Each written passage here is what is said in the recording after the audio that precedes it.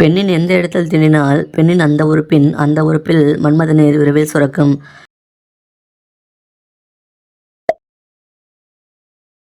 ஆண்கள் நீண்ட காலமாக அந்த உறவில் ஈடுபடாமல் இருந்தால் என்னாகும்?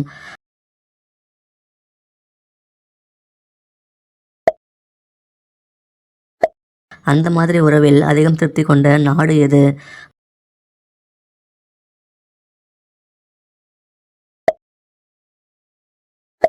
அந்த உறவின் போது பெண்கள் மது அருந்திவிட்டு அந்த உறவு கொண்டால் என்னாகும்?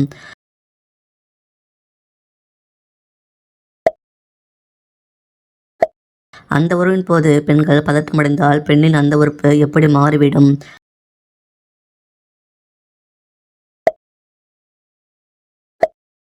ஆண்களிடம் எளிதில் மயங்கும் பெண்கள் எப்படிப்பட்டவர்களாக இருப்பார்கள்?